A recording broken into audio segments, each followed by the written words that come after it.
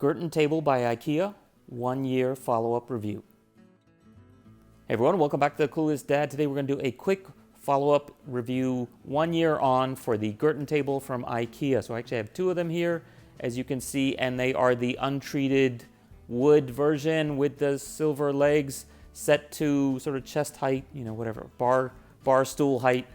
We use them almost every day for the past year for lunch, and they've held up pretty well. I do have a few things I want to criticize, and I also want to address things that people ask in the comment section from my other video. So I'll try to, hopefully I won't miss anything, but if I do, leave a comment and I'll actually come back and answer them. So first of all, it's held up pretty well. As you can see, I never bothered to go back and stain it or lacquer it up or whatever. I probably should have, I definitely should have. In this case where people are like eating food on here, yeah, you can see some spills here and there. So I probably could still at this point go and sand it down and then just lacquer it up properly anytime I want to, but hey, we're busy. I got other things to do. It's actually worked out okay. Just try to wipe it down when it gets spilled on.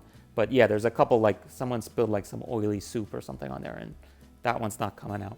But if you get enough stains on there, kind of evens out. So anyway, yeah, and we've mated it with these STIG chairs. They stack, they're cheap. They're not too awesome, but yeah, what do you expect for that money? Works okay. It's been a year, still going, right? The tables themselves, aside from the fact that I never finished it, there is one blemish. There's sort of this one part where the wood seems to be separating or some sort of chip got in there. I think that might have actually been in there when we got it, because I don't think that would have just started spontaneously. But yeah, I think you could sand it down, and if you did lacquer this thing up, it would basically probably just be, stuck back in smooth. So yeah, comes with the territory, I guess. Can't complain too much. Stability-wise, that's the thing that most people asked about. So especially when you have it in this like maximum height or almost maximum height, it's definitely going to be wobbly, and that's a function of the fact that you have 4 legs which are independently set, and then it's sort of stretched out to the max, and your floor may not be actually level or whatever. So in our old office where we were the first 6 months, we had all kinds of problems because the floor was like untreated, unfinished concrete, and it had chips and some gouges, and so basically I could never get these 4 legs to fit perfectly so this thing wasn't rocking. We ended up having to stick like cardboard under the bottom of the foot. In this new office where we have some nice tile here, it's actually better, but it's still not perfect. As you can see, like that corner sticks up a little bit. So what happened actually when we moved is the movers just collapsed these legs to the shortest possible thing. So I guess because they could fit it in a truck better or whatever.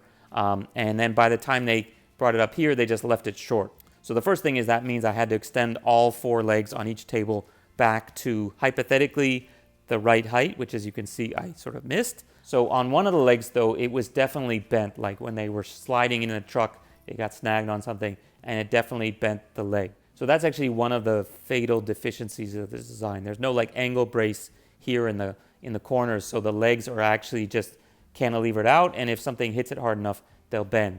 So I actually had to bend the corner one back to try to get it to be as perpendicular as possible, but I think it's never going to be perfect, and there's always going to be some instability and wobble in this thing.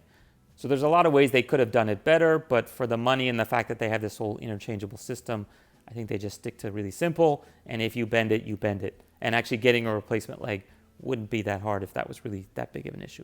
But in our case, yeah, okay, I bent it back. They're pretty stable. Considering the height and stuff, I'm not really going to complain about this. The biggest issue is that the two of them don't exactly match up and they can rattle into each other. But if it was just by itself, I think it's still actually okay. So it's kind of hard for me to put in context like how stable or unstable these things are and how it's going to impact you in the real world if you were to get this. So it does wobble like if I yank on it. It's actually totally no problem for eating. I could imagine like if you're really sawing, a steak or something like that, like the other people might feel their table wobble. But yeah, that's not really a problem. If you're writing, I think it's okay, especially if you're putting your weight on it. But I could imagine there might be some situation where either you're doing like a big physical movement, like you're sawing or something, or you're trying to do something extremely precise, like painting figurines or something like that, where this wobble might get to you. But I think for everyday stuff, just for sitting and eating, for writing, for doing like simple work like that, totally fine. And in fact, if you had it like against a wall, that would actually pretty much solve the whole wobbly leg thing pretty easily. Okay, so to wrap up, yeah, pretty happy with it. I should have lacquered it, but I didn't. It's actually not too bad, even without lacquering it. Any other questions, just let me know. If you would like to see a follow-up for any of my other IKEA assembly videos, I've got actually all the stuff here, so I can just do a quick recap on any of them anytime, so let me know. And hope you're all doing safe during the pandemic. I should do a vlog about that. Maybe I'll get around to that. What's it like living under, work from home lockdown for 6 months? Because we actually started that stuff in January when you guys were all still cavalier about it. So yeah, actually, if you guys are interested in that, I can share that too. Okay, that's it for today. See you. Bye. Having the stroller with me all the time up in the overhead bin. As soon as we get off the plane, pull it out, unfold it, and walk off. Literally, that could save you 15, 20 minutes right there.